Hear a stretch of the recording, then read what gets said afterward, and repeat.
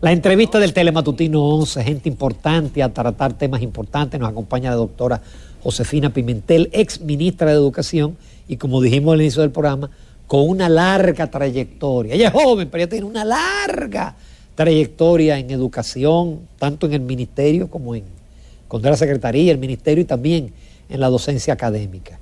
Josefina, un placer tenerte en el programa. Buenos días, don Ramón, Jacqueline. Sí. Mucho gusto. Encantada de estar aquí con ustedes. Qué bueno. Yo le comentaba a Josefina que le convino a la oposición porque está como más joven, más delgada, más relajada.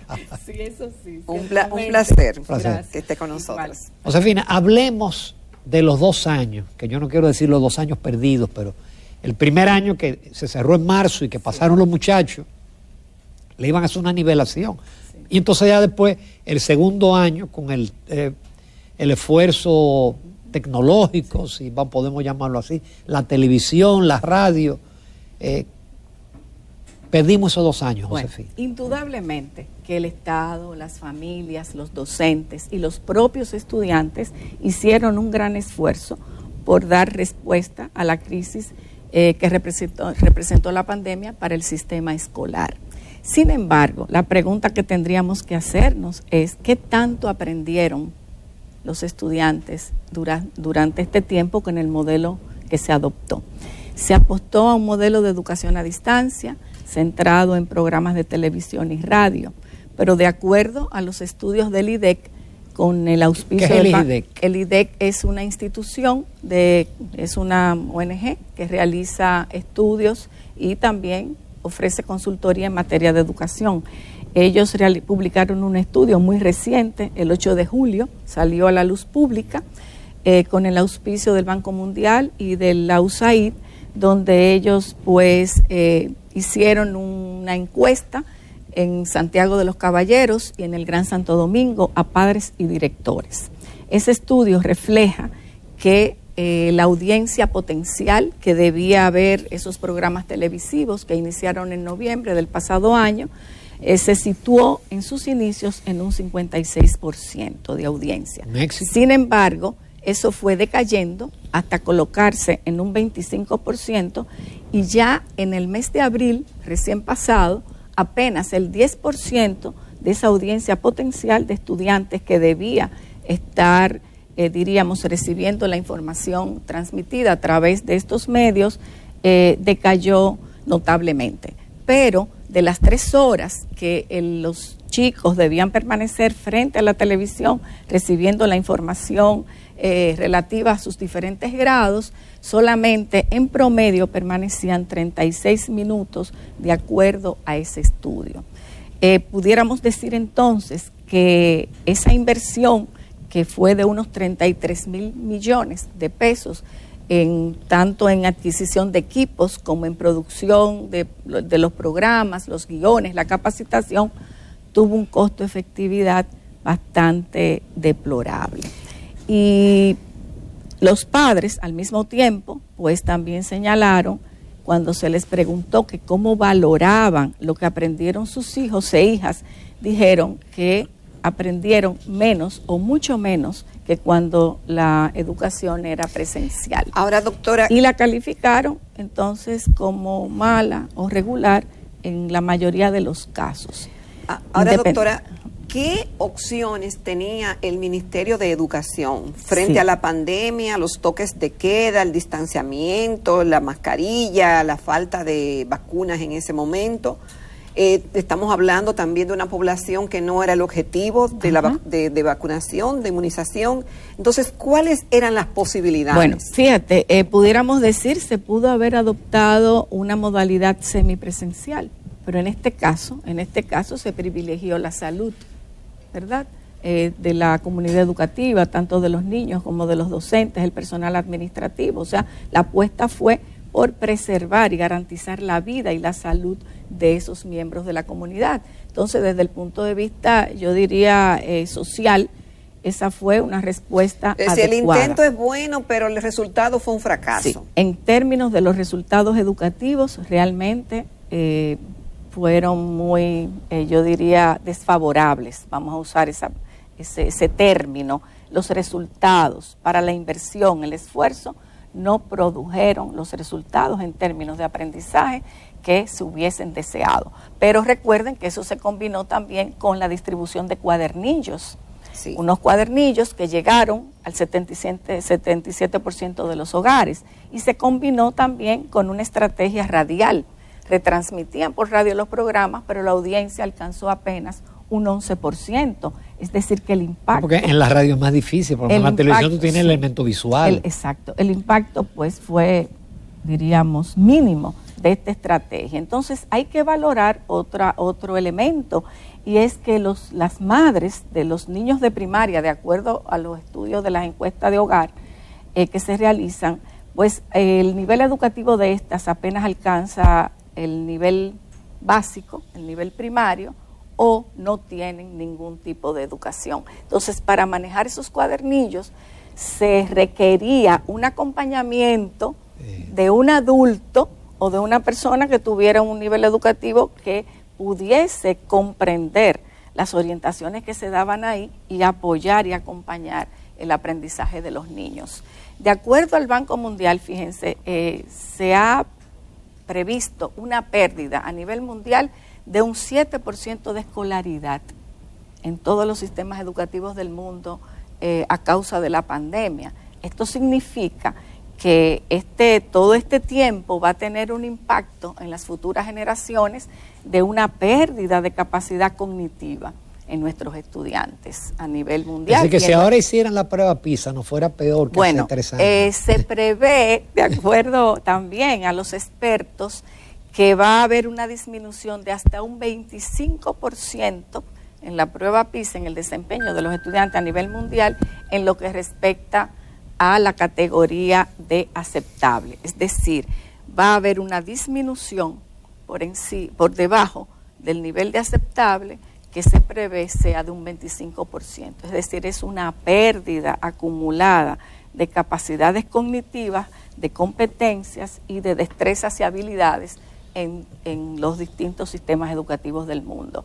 Ahora bien, esto requeriría, yo pienso, para iniciar el próximo año, a la luz de estos resultados, una evaluación diagnóstica seria del Ministerio de Educación para identificar cuál es el punto de partida del que debemos partir, valga la redundancia, para el inicio del año. Pero eso sería, perdón doctora, como una especie como de pruebas de nivelación, evaluar, pruebas nacionales. No, evaluar los docentes, preparar, planificar una evaluación que le permita al docente identificar cuál es el alcance de las competencias y logros de aprendizaje que se supone deben traer los niños después de 171 días de clases, que fue lo que se perdió. Porque además lo pasaron 2 años. Exacto. Entonces, fue 2 años que lo pasaron.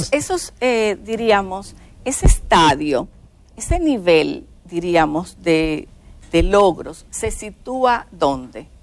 ¿En lo que aprendieron en el 2019 o en lo que aprendieron en el año 2020? Habría que ver, porque tal vez olvidaron lo del 2019 y tal vez no aprendieron lo que debieron en el 2020. Entonces nosotros necesitamos identificar cuáles son esas necesidades, esos vacíos, esas debilidades que traen los niños, para entonces definir un plan le podemos llamar de nivelación, de refuerzo, donde nosotros podamos entonces desarrollar aquellas competencias y habilidades que requieren ser, diríamos, integradas por los niños y que no lograron alcanzar durante prácticamente año y medio a través de una modalidad que no permite por sí misma garantizar aprendizaje. Porque el hecho de usted sentarse frente a una pantalla a recibir información no garantiza que usted está construyendo un conocimiento nuevo, que usted está afianzando eso en su estructura cognitiva, que lo puede replicar en una situación nueva, similar o distinta a aquello que usted aprendió y el uso que le va a dar esa información. Entonces no basta recibir información a través, diríamos, de un medio televisivo, radial, porque eso por sí mismo no garantiza que usted está aprendiendo ni que usted está desarrollando un conocimiento nuevo. Entonces, otra preocupación que Josefina, vamos a hacer una breve pausa, porque tú estás entrando todavía en temas todavía más interesantes, porque ya es el pasado. Sí. Vamos al futuro a ver cómo recuperamos. Nos vamos a una breve pausa comercial, retornamos con la ministra de Educación, doctora Josefina Pimentel. Doctora, ocurre que en el segmento anterior estábamos hablando de estos últimos 2 años y lo que ha pasado con la educación en medio de la pandemia, pero resulta que antes de que viniera la pandemia estábamos muy mal parados en cuanto a la educación. Es verdad que con el tiempo se había reducido un poco la deserción escolar, los estudiantes pues con el tema del 4% se supone que tenían mejores condiciones para su aprendizaje, la idea de la incorporación de la tanda extendida. Pero el tema es que la pandemia nos encontró en un mal momento, es decir, no estábamos en un punto deseado de lo que queremos que nuestros estudiantes, las competencias que tengan. Y salíamos mal, pero entonces ahora tenemos 2 años lamentablemente perdidos para ser realistas. Y tenemos un año escolar que comienza ya dentro de unas semanas. ¿Usted ve que está todo preparado? Porque todos los días sale en la prensa que faltan aulas, que todavía los libros, que no sé qué cosa, que hay que arreglar por aquí, por allá. ¿Cómo usted ve lo que se ve de fuera de esa planificación y las expectativas de ese próximo año escolar? Bueno, para iniciar, yo diría, de una manera exitosa el año escolar, tendríamos que cumplir con una serie de insumos y hay que tiempo. Se necesitan. Bueno, en primer lugar, los libros de texto. El Consejo Nacional de Educación acaba de aprobar 211 nuevos libros para el nivel primario, porque como se adoptó un nuevo currículum, el sistema escolar estuvo varios años sin libros de texto, esperando que se adecuaran los nuevos libros a esta nueva, diríamos, reforma que se hizo del currículum. Aprobar los libros implica ahora hacer una licitación para que las empresas puedan suministrar los textos. Debe haber un tiempo para la impresión de los mismos y para su distribución. Eso quiere decir que no estaríamos listos al inicio del año con los textos que requieren los niños de primaria. ¿Qué implicación eso tiene, doctora? Bueno, ¿con qué recursos va a trabajar el docente? Es decir, se comenzará con un atraso y con un déficit. Porque también se ha apostado a un modelo de utilización de las computadoras. Se ha hecho una inversión de 10.200 millones para adquirir equipos tecnológicos. ¿Cuánto? 10.200 millones en computadoras y tabletas para los niños del nivel secundario y de primaria. Y la pregunta es, bueno, pero esas computadoras per se no garantizan aprendizaje. Habría que incorporarle. La que se dieron antes, averiguar dónde están. Bueno, llegó al 21% de los hogares de primaria, nada más, las anteriores. Por tanto, esto requeriría diseñar o adquirir una plataforma donde se organice una especie de aula virtual donde los maestros puedan diseñar y utilizar unidades de aprendizaje, recursos didácticos también que puedan ser empleados a través de esa plataforma y además garantizar intranet en cada escuela. Imagínense. Para que desde esa plataforma pues se pueda trabajar de manera diríamos efectiva. Entonces, combinando los textos, esa plataforma que puede ser adquirida o diseñada donde el maestro pueda planificar sus clases y trabajar de manera interactiva con los estudiantes, porque no sería una información o comunicación, diríamos, de manera... O sea, algo pregrabado. Pregrabado no, un aula virtual donde de manera sincrónica los muchachos puedan interactuar con el maestro, y esto por si es necesario también volver a la semipresencialidad. Entonces, esta estrategia sería buena en tanto pudiésemos desarrollar una plataforma que permita que el maestro trabaje a través de unidades virtuales de aprendizaje, con recursos digitales, se puedan digitalizar los textos, etcétera. Esto requiere tiempo también. Entonces estamos en medio de una licitación que ha sido impugnada por compras y contrataciones, por lo que no sabemos si esos dispositivos van a llegar a tiempo para el inicio del año escolar y para, diríamos, ese primer cuatrimestre. Los textos de primaria por igual tomarán, me imagino, algunos 2 meses en llegar efectivamente, ser distribuidos. Y en secundaria, pues las autoridades nos hablan de que van a digitalizar los textos de secundaria para incorporarlos entonces en los equipos tecnológicos, pero todavía nada de eso lo tenemos. Imagínate. Pero aparte de Así que eso, no habrá textos físicos en la secundaria. bueno, es lo que han dicho las autoridades. Por otro lado, tenemos la parte de infraestructura. Sabemos que las escuelas tienen mucho tiempo, ¿verdad?, sin ser utilizadas, entonces hay que darle un mantenimiento, higienizarlas, pintarlas, todo lo que es el ornato, fumigación y además, sobre todo, garantizar un protocolo que permita también que nuestros estudiantes y nuestros docentes y personal administrativo retorne de manera segura. Y un protocolo que también sea flexible, en el sentido de que si hay alguna alerta, o sea, debe haber un sistema de alerta donde hay algún contagio, se sepa tomar una medida que sea efectiva. Y si hay algún cierre temporal, pues que la comunidad educativa también pueda, de manera flexible, ir asumiendo cada etapa del proceso, sin que los niños se perjudiquen en materia de aprendizaje. Pero además también, yo soy educadora y psicóloga, veo mucho la parte socioemocional. Nuestros niños y nuestros maestros han pasado por periodos de mucha angustia, temores, incluso ha aumentado la depresión entre los adolescentes y habría dentro de la escuela que garantizar también un clima de acogida que sea afectuoso, que maneje todo ese, diríamos, esa carga emocional negativa que pueden traer los niños y que pueden traer los maestros e introducir dentro de la escuela, sobre todo en la tanda extendida, las artes, la música, la educación física, las actividades al aire libre, de manera que recuperemos como sistema educativo toda la energía, la vitalidad, el entusiasmo, el amor, la pasión por esta vuelta a la escuela. De manera que como país podamos superar todos estos traumas emocionales, de salud. Muchos niños habrán perdido sus familiares y los maestros también.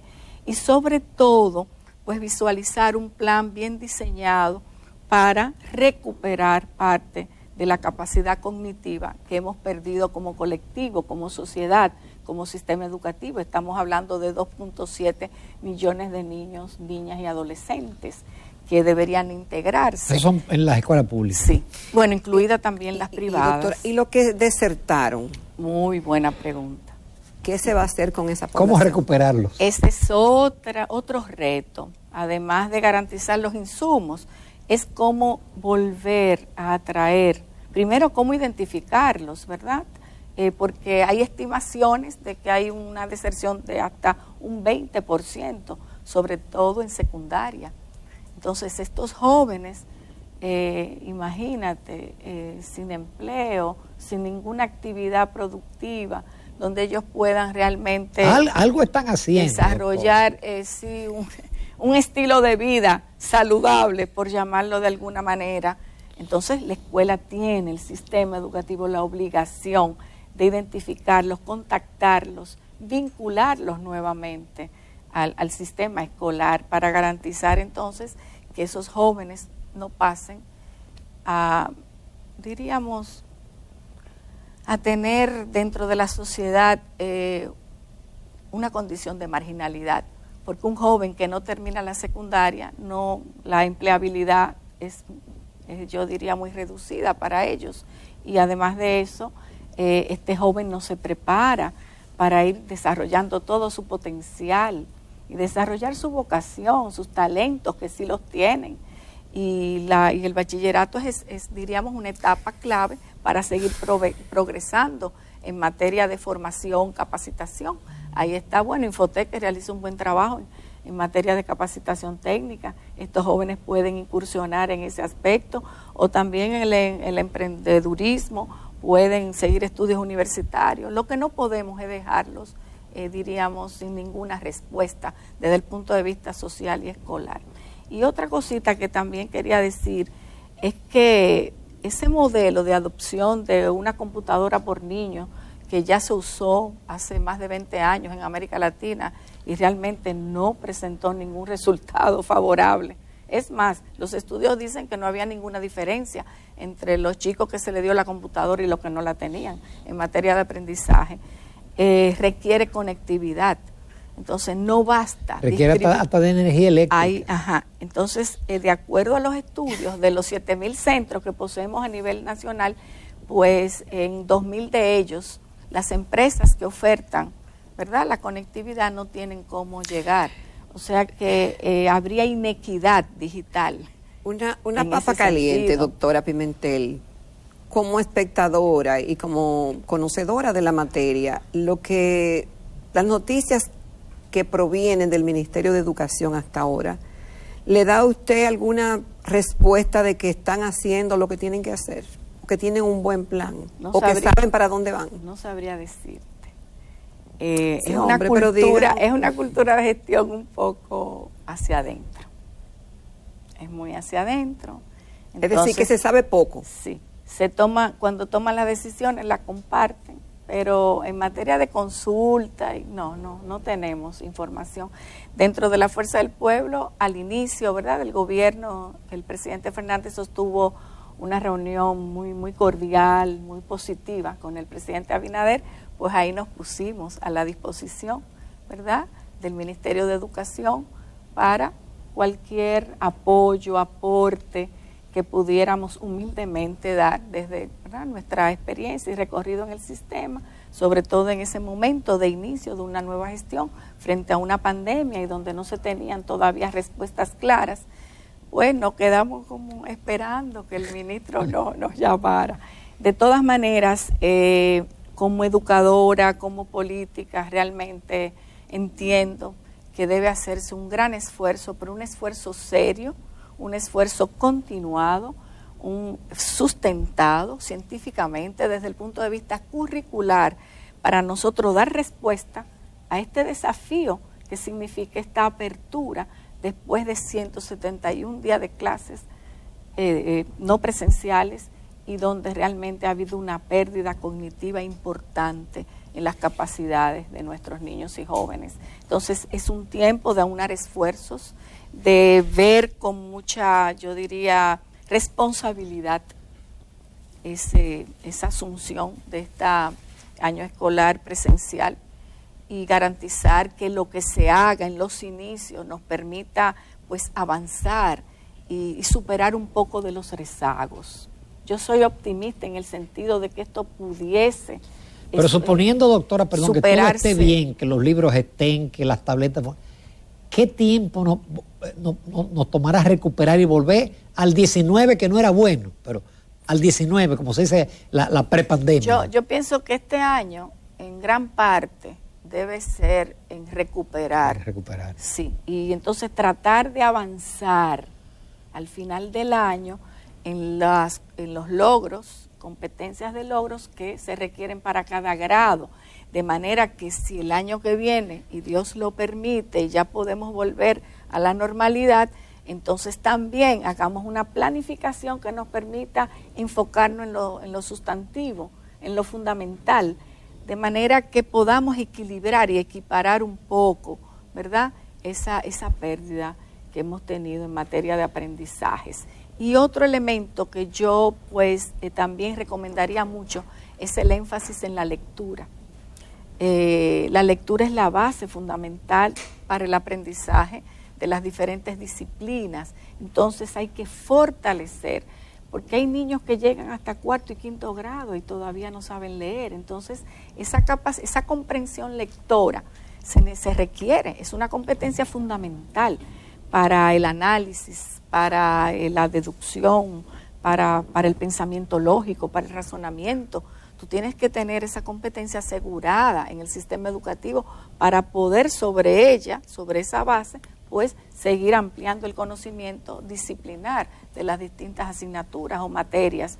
Entonces, nuestros niños en este tiempo no han leído, sobre todo los más vulnerables, no tienen las condiciones socioeconómicas, ambientales, no tienen el estímulo familiar porque sus padres no tienen un nivel educativo, vamos a decir, que les permita fomentar esa lectura, ese hábito, enriquecer, yo diría, su universo cognitivo. Entonces son niños que viven en ambientes con muchas limitaciones. Por tanto, la lectura, la recuperación, identificar los indicadores de logro que se necesita, ¿verdad?, trabajar, darle al maestro herramientas, porque el maestro quiere hacer las cosas bien, pero a veces no sabe cómo. Entonces, mucha asesoría, acompañamiento, motivación, buena acogida. Y eso es posible, doctora, dirigir una tropa tan grande de empleados, directores, profesores, etcétera, para que caminen con un guión determinado. Sí, claro. ¿Eso es posible? Sí, es posible. Yo creo que sí.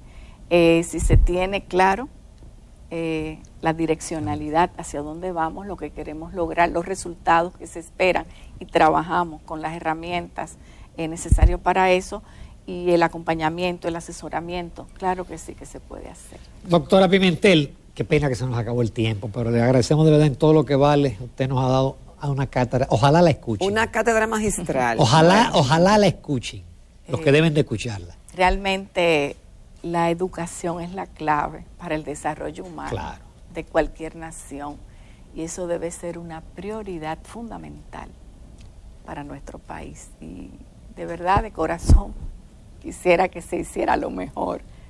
Yo desearía de todo corazón que este fuera un buen año escolar por los niños, por los maestros, por la familia, que también se han sacrificado bastante. El país se lo merece y lo necesita. Muchísimas gracias de nuevo, doctora. Nos vamos a una breve pausa comercial y retornamos a la recta final del Telematutino 11.